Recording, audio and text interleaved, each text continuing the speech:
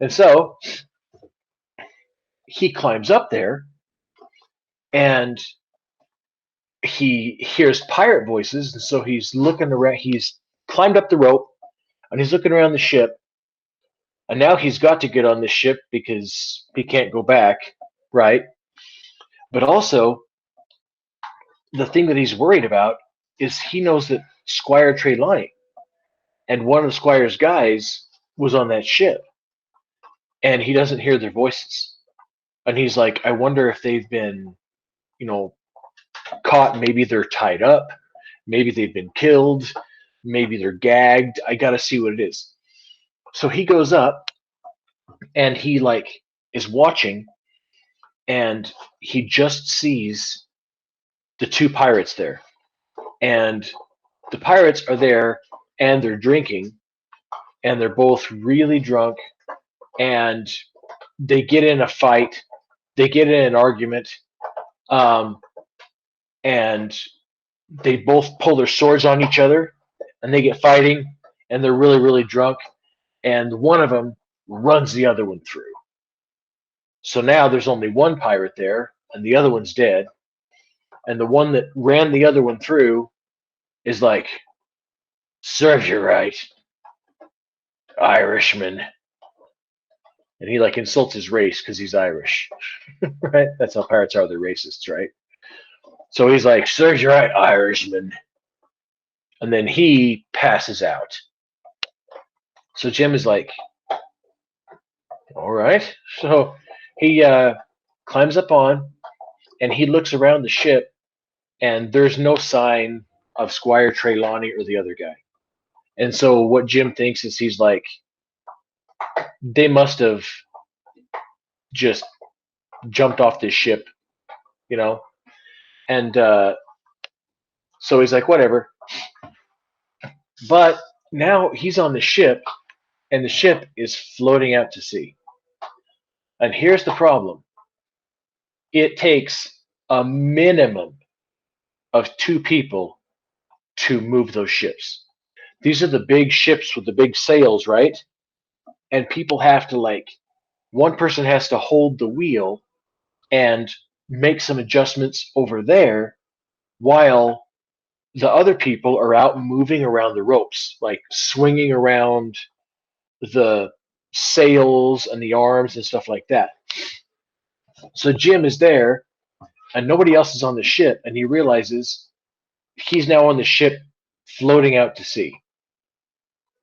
And he's like, if I'm going to get back, I'm going to have to work with that one pirate that's left alive.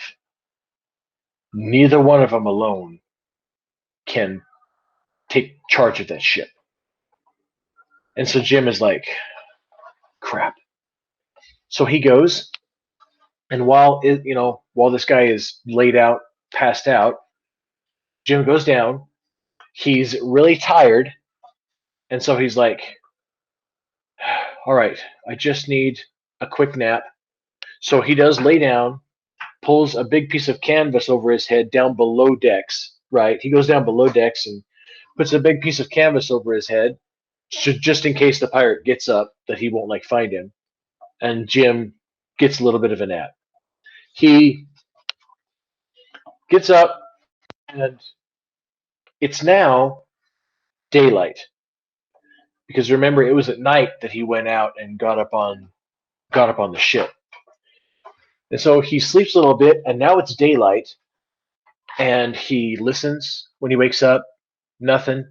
He kind of tiptoes up top, looks out, and sure enough, that pirate's still exactly where he was the night before, right? And so Jim reloads his gun because those he has his gun, right? And those guns can only be shot once and then reloaded. Well, the night before, his gun had gotten wet in the little boat, and they need to be reloaded because if gunpowder gets wet, it doesn't work. So Jim gets his gun ready. He gets a fresh load of powder, fresh ball, gets it all ready. He goes up and he takes the both of the pirates' swords, the one for the dead pirate and the other pirate, and he throws them overboard into the sea. So now he's there, and he's got his gun pointed at the pirate's face, and he's like, "Wake up! Wake up!" And the pirate's like, "Oh, what's going on?" You know what I mean? Everything like that. And he's like, "What are you doing here?" And Jim explains the situation. Jim goes, "You and I are gonna have to work together because we're adrift." And the pirate's like, "What do you mean we're adrift?" Right? Um, and Jim goes, "Stand up and look around." And the pirate stands up and looks around, and he can't see land anywhere, right? But Jim's like, "Over there, you see it? That's the island." And they've drifted so far out to sea that the island is just like a spot on the horizon, right? And the pirate's like, "How did this happen?" And Jim says, "I cut the line. But now you and I have to work together to get back to the island." And the pirate's like, "Ugh, fine." So the pirate gets up, he goes over and he's like, "Ugh, stupid Irishman." He's a racist, right? And so he goes over and kicks, he just kicks the body of the guy that he killed the night before off the ship, like rolls him off the ship like with his foot, right? And Jim's like, "Okay, now I'm the captain. We have to get back there. You know how to do the ropes, so let's do it." And the pirate and Jim goes, "What is your name?" And he says, he says, "Israel. Israel Hands is my name." And Jim says, "Well, I'm Jim Hawkins. I'm Captain Jim Hawkins. Do you understand?" And he holds up a gun. "Do you understand? I am Captain Jim Hawkins." And Israel Hands is like, "Yes, yes, I understand. You got the gun, so you're the captain." And Jim's like, "Good." And so he says, Jim, because they sailed there, he's got a pretty good idea of what needs to happen. And Jim's like, "Okay, drop there, drop this sail, raise the main, uh, turn toward the wind, secondary sail this way." Jim's given commandments, and Israel's doing them, and Jim's doing pretty good. Israel actually is like, "You're a very bright young man. Had you sailed before?" And Jim's like, "No, just the way here." And Israel's like, "You're a bright young man because you know how to like work the sails and stuff." And Jim's like, "Stop trying to flatter me. We're not friends. So don't try and make me think that you're on my side. Okay?" And the pirate's like, Jim could see in the pirate's eyes that was his purpose, right? He was trying to get Jim to be all like, "Yeah, that's right, I'm awesome," right? He was trying to wear him down a little bit. So when Jim is like, "Bullcrap, don't do that to me." Well, um, they are able to sail it, and Jim says, "We're not going in the same entrance where we were before." Because you guys may not remember, but on that island, there are two places where you could bring a ship. One of them's on the south side, and one of them's on the north side. And so they had been on the south side of the island where everything had happened, where the stockade is and where the pirates are on the beach. All of that was on the south side of the island. Jim takes the ship the other way and docks it on the north side of the island where nobody knows where it is. So everybody else on the island assumes that the ship is gone, drifted out to sea. Well, they pull up there, and Jim looks and finds a spot that is pretty deep, um, kind of close to shore, as close to shore as he could get it where the ship could go in. So he takes the ship in, and he has Israel Hands, Jim like holds the ship. He has Israel Hands jump down, swim across, and tie off the ship to a tree because the anchor line's been cut, right? They have no anchor, but they're able to tie it to a tree. And they tie the ship to a tree, and it's all good. And Israel comes back on, and he's like, "Oh yeah, I had to come back on because I wanted to, you know, get another bottle of rum before I leave." And Jim's like, "Bull crap, bull crap," right? Well, Israel comes aboard, and what he does is he uh, Israel comes aboard. Jim's on the other side of the ship, and Israel had comes over to where Jim is, and really with a quick move, he pulls out a sword. He had somewhere on the ship he had gotten a sword because remember Jim threw the sword of him and his buddy off the ship.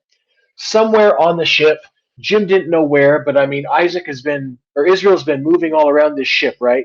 He must have known where there was a hidden sword because all of a sudden he pulls out a sword and Jim is like, "Whoa," and pulls up the gun, but the Israel swings the sword and he hits the gun and the gun goes flying out into the water.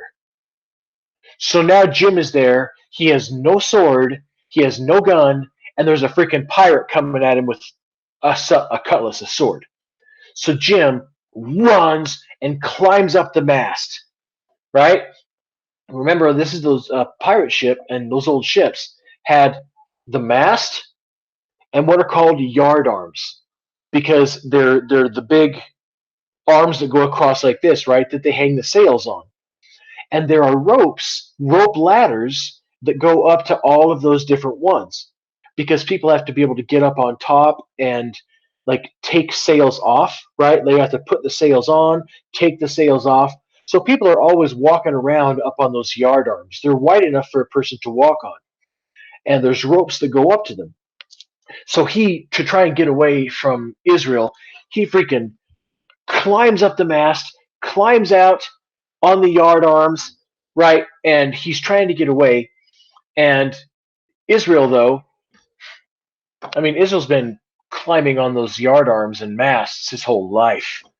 Like he is good. Like he just is like making like he's everywhere Jim goes, he can just like do it faster. And Jim is like, crap, he's getting closer and he's getting within, sword range, right? Well, Jim one time is going from one yard to the other and he's going past across the yard and he goes past the mast and all of a sudden he feels what feels like he has been like stung in the shoulder. Israel had thrown a knife and pinned Jim to the mast. So he is stuck there by a knife to the mast. But he's like, what am I going to do? And then he realizes it's bleeding profusely, but it's actually just a flesh wound. He can feel and he can tell that what it's actually done is it's hit and gone above his shoulder blade and cut the skin, right? But it's like cut the skin and gone through the shoulder, but it only has gone under the skin and it's bleeding a lot. But he realizes that this guy thinks it's a worse wound than it is. And so he's like, oh no, I'm going to die. I'm pinned to the mast. There's nothing I can do. Right? He starts kind of like acting it up. Like he's like, oh no, oh. And he also knows that this pirate thinks he's a dumb kid, right? So he's like, I'm going to start crying and make the pirate think that I'm completely stupid. And so he's like, I want my mommy. I can't believe I'm going to die here. And because he's like making this big deal out of it and crying, the pirate's like, Ha ha ha ha! That's right. Did you really think that you could tangle with me? Isaac Hands, one of the greatest pirates' hands that have ever been, and you thought that you could tangle with me. You thought you could become my captain. You, a 15-year-old boy. Well, you've gotten what you deserve, haven't ye, you little stowaway? And the whole time, Jim's like, and Israel's coming closer and closer and closer. And he's like monologuing, right? Yeah, how could you think that you could beat me? And finally, he gets really close, and Jim's like, and then Jim reaches back and grabs onto the mast with this hand for strength, right? And then and then boom, he reaches out and with this hand holding him, kicks freaking Israel. And so he kicks him, boom, while holding onto the mast and pinned to it. And Israel wasn't expecting that at all. And so he falls and lands on his head and snaps his neck. And he dies. So Jim is alive now. He's still pinned to the mast, but Israel Hands is down there dead. And Jim's like, it worked, right? I got him monologuing. So Jim's like, and he pulls out the knife, and he's like, he luckily it hurts, but he still has like mobility, right? He can still move his shoulder, and so he's like, he actually thinks it was divine providence that allowed him. He actually says a prayer and thanks the Lord that he, that it was only that bad. He's like, I'll keep this knife. So he cleans off the knife and he, puts a knife down in his boot, and he heads down and he goes over to Israel and he goes, well, I'll give you the same respect that you gave your old shipmate. And so he pushes Israel with his foot and kicks him off the ship, the very same way that Israel did to the other guy. So now Jim is like, okay. He cleans up his wound as best he can, and then gets off the ship and starts going through the forest to get back to the stockade, because what he wants to do is he's like, I'm going to get back to the stockade and I'll tell Dr. Livesey and Captain Smollett and hopefully Squire Trelawney is there. I'll tell them all that we do have the ship. The pirates don't know about it, but we actually still have the ship. So he's going, and I realized that there was something that I should have mentioned before telling the story. And that's that Captain Silver, Long John Silver, has a parrot. And the parrot hangs out with Long John, sits on his shoulder. You've probably seen 1,001 references to pirates having parrots, right? So Long John Silver does have a parrot, and the parrot can only say, pieces of 8, pieces of 8. That's all he can say is pieces of 8. And the pirates are always screwing with him and, making him say pieces of 8, pieces of 8. So Jim goes back through the forest, and now it takes a long time to sail places, and now it's night again. By the time that he gets back to the stockade, it's nighttime. And he looks in, and he sees that it's all quiet, right? And he's like, okay. So he just he looks around for any pirates.